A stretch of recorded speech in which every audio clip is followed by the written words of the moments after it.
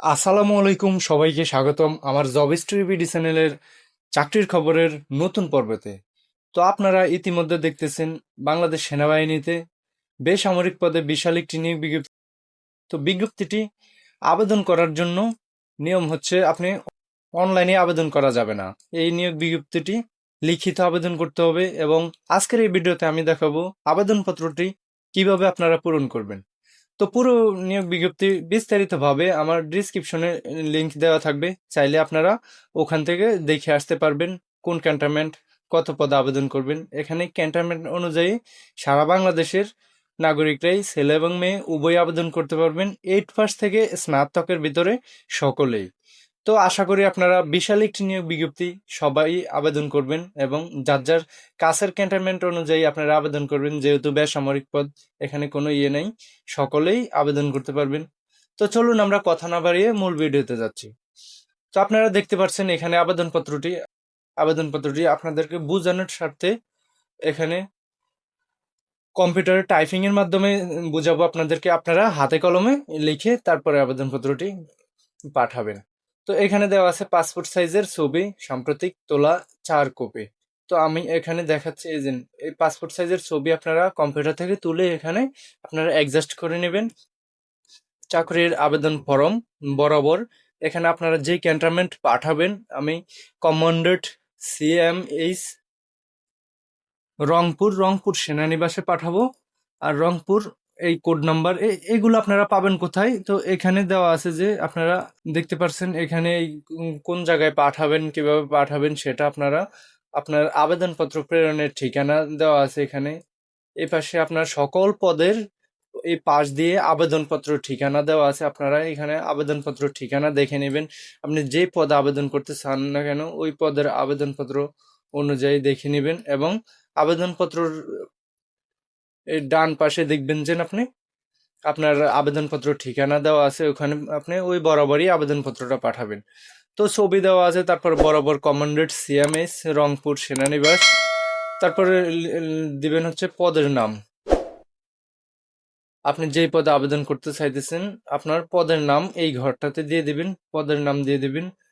তারপরে দিয়ে দিবেন হচ্ছে বিজ্ঞপ্তি নং। এখানে দুইটা বিজ্ঞপ্তি নিয়োগ ছাড়া হয়েছে। আপনি 1 নং পদে হচ্ছে স্থায়ী আর 2য় নম্বর পদটি হচ্ছে অস্থায়ী। তারপরে এখানে তারিখ দিয়ে দিবেন, আপনি যেই তারিখে আপনি আবেদন করতেছেন ওই তারিখটা দিয়ে দিবেন এখানে। তারিখ দেওয়ার পরে আপনার এখানে বাংলায় নাম দিবেন। আমার নাম মোহাম্মদ পারভেজ, সেক্ষেত্রে আমি বাংলায় নাম দিয়ে দিলাম। তারপরে একটা ইংরেজিতে বড় হাতের দিয়ে দিবেন। এগুলো আপনারা কলম দিয়ে লিখে দিবেন, আমি আপনাদেরকে বোঝানোর স্বার্থে কম্পিউটার টাইপিং করে বুঝাচ্ছি।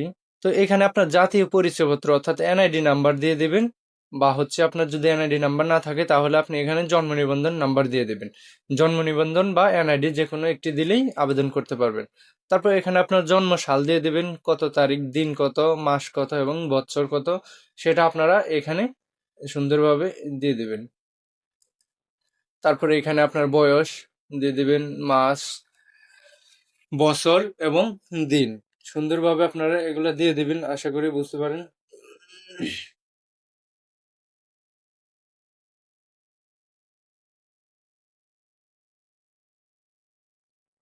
তো এখানে বিজ্ঞপ্তির উল্লেখিত প্রার্থীর বয়স দেওয়া আছে, এখানে দিবেন মাথার নাম আপনার যা আপনি তা দিয়ে দিবেন এখানে। তারপরে নিচে দেওয়া আছে পিতার নাম, এখানে পিতার নাম দিয়ে দিবেন।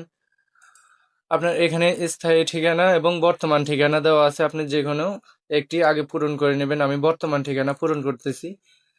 বর্তমান ঠিকানা আমার বাসা দেওয়া আছে গ্রাম, তারপরে ইউনিয়ন, তারপরে ডাকঘর দিয়ে দিবেন এখানে, তারপরে পোস্ট অফিসের কোড দিয়ে দিবেন আপনার, তারপর উপজেলা, তারপরে জেলা।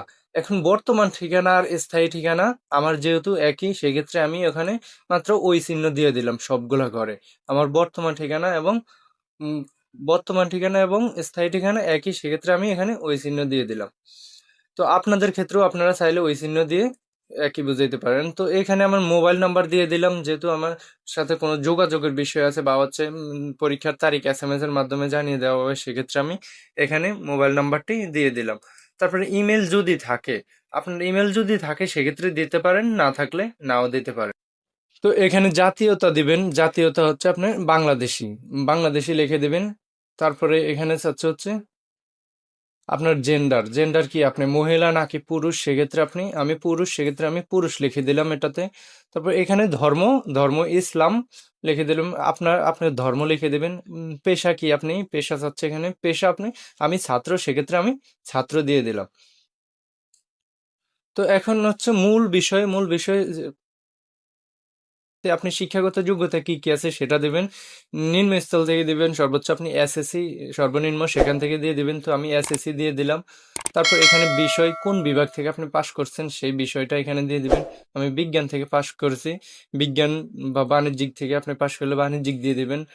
তো এখানে শিক্ষা প্রতিষ্ঠান আমার ধলিগড়নগর মাধ্যমিক বিদ্যালয়, আমি ওই শিক্ষা প্রতিষ্ঠান থেকে পাশ করেছি, সেক্ষেত্রে আমি ওই শিক্ষা প্রতিষ্ঠানটা দিয়ে দিলাম। পাশের সন, এখানে আমার পাশের সন 2019, সেক্ষেত্রে আমি 2019 দিয়ে দিলাম। শিক্ষা বোর্ড আমার কোনটা, আমার শিক্ষা বোর্ড বরিশাল বোর্ড, আমি বরিশাল বোর্ড দিয়ে দিলাম। তারপর গ্রেড আমি কত পাইছি সেটা দিয়ে দিলাম, 4.50 পাইছি সেটা দিয়ে দিছি এখানে। তারপরে এইচএসসি আমার ইন্টারমিডিয়েট আছে, সেক্ষেত্রে আমি এইচএসসি দিয়ে দিলাম। এইচএসসি পরে এইচএসসির বিষয় তাও বিজ্ঞান বিষয়, শিক্ষা প্রতিষ্ঠান দলিগণনগর ডিগ্রি কলেজ দিয়ে দিলাম আমি, আপনার কলেজ দিয়ে দিবেন আপনি। পাশের সন 2021, আপনার পাশের সন দিয়ে দিবেন এখানে। তারপরে এখানে আপনার বোর্ড দিয়ে দিবেন, আমার বরিশাল বোর্ড, সেক্ষেত্রে আমি বোর্ড দিয়ে দিলাম। আমি গ্রেড 4.58 পেয়েছি, সেখানে 58 দিয়ে দিলাম। তো আপনার শিক্ষাগত যোগ্যতা আরো থাকলে আপনি এইসব ঘরে দিয়ে দিতে পারেন, তো আমার নাই, সেক্ষেত্রে আমি আর দিলাম না।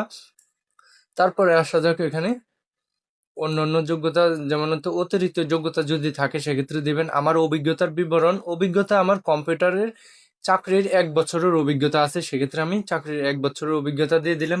এবং এই নিয়োগ বিজ্ঞপ্তির সাথে আপনার অভিজ্ঞতার সার্টিফিকেটও দিয়ে দিতে হবে সেক্ষেত্রে। তো এখানে আমি ক্ষুদ্র নৃগোষ্ঠীর কোটা যদি থাকে, মুক্তিযুদ্ধ কোটা বা ক্ষুদ্র নৃগোষ্ঠী আনসার ও গ্রাম প্রতিরক্ষা সদস্য অন্যান্য উল্লেখ্য, এখানে আপনি জাস্ট টিকা দিয়ে দিবেন। এই যে খালি অংশটুকু দেখতে পাচ্ছেন, এখানে টিকা দিয়ে দিবেন। তো এটা তো হচ্ছে ব্যাংক ড্রাফট করতে হবে, সোনালী ব্যাংক বা পূবালী ব্যাংকের মাধ্যমে আপনি চালান, bank draft, pay order, postal order number এখানে দিয়ে দিবেন। তারপর হচ্ছে এখানে আপনি যেদিন পাঠাচ্ছেন সেই তারিখটা দিয়ে দিবেন এখানে। তো এখানে তারিখটা দিয়ে দিলাম। আমি ব্যাংকের নাম দিয়ে দিবেন এখানে, ব্যাংকের নাম আমি সোনালী ব্যাংকে দিয়ে দিলাম। তো আপনারা চাইলে আপনার যে ব্যাংক থেকে ব্যাংক ড্রাফট করবেন সেই ব্যাংকে দিয়ে দিবেন। ব্যাংকের প্রার্থীর টিকা দিন। বিভাগীয় প্রার্থী যদি হন সেক্ষেত্রে আপনি হা দিবেন, না হলে না দিবেন, আর প্রযোজ্য নয় হলে প্রযোজ্য নতে টিকা দিবেন। তো এখানে একটি উল্লেখ দেওয়া আছে, আমি এই মর্মে অঙ্গীকার করছি যে উপরের বর্ণিত তথ্যাবলী সম্পূর্ণ সত্য। মৌখিক পরীক্ষার সময় উল্লিখিত তথ্য প্রমাণের জন্য সকল মূল সার্টিফিকেট ও রেকর্ডপত্র উপস্থাপন করব। কোনো তথ্য অসত্য প্রমাণিত হলে আইনানুগ শাস্তি ভোগ করতে বাধ্য থাকিব। অর্থাৎ উপরে যেই সব যাই দেখ না কেন আপনি সব সঠিক দিতে হবে, সেই বলে আপনি এখানে মর্ম করিতেছেন। তো এখানে আপনি তারিখ দিয়ে দিবেন যে তারিখে আপনি আবেদনপত্রটি পাঠাচ্ছেন, আর এখানে আপনি স্বাক্ষর দিয়ে দিবেন। তো আশা করি বুঝতে পারছেন। আর পুরো নিয়োগ বিজ্ঞপ্তিটি এবং হচ্ছে এই যে আবেদনপত্রটি কোথায় পাবেন সেটি হচ্ছে আমার ডিসক্রিপশনে লিংক দেওয়া থাকবে, চাইলে আপনারা ওখান থেকে এই আবেদনপত্রটি ভালোভাবে দেখে আসতে পারবেন। এখন হচ্ছে আবেদনপত্রটি প্রিন্ট করতে পারবেন। এই যে আবেদনপত্রটি পুরো নিয়োগ বিজ্ঞপ্তিটির সম্পূর্ণ নিয়োগ বিজ্ঞপ্তির নিচে দেওয়া থাকবে। আপনারা চাইলে এই যে এখানে দেখতে পাচ্ছেন নিয়োগ বিজ্ঞপ্তিটির একেবারে সর্বশেষ পেজটি দেওয়া আছে। আপনারা এই নিয়োগ বিজ্ঞপ্তিটি পাবেন হচ্ছে আমার ডিসক্রিপশনে লিংক দেওয়া থাকবে, ওখান থেকে চাইলে দিয়ে আসতে পারবেন। মূল কথা হচ্ছে আপনারা এটি কলম দিয়ে লিখবেন, ভালোভাবে লিখবেন, স্পষ্ট আকারে, যাতে সুন্দরভাবে দেখা যায়। তো ভিডিওটা আজকের এই পর্যন্ত শেষ করলাম। ভিডিওটি দেখে যদি আপনার এক বিন্দু পরিমাণে উপকার আসে তাহলে ভিডিওটাতে একটা লাইক, কমেন্ট এবং শেয়ার করতে ভুলবেন না। ওকে, ভালো থাকবেন, সুস্থ থাকবেন, আল্লাহ হাফেজ।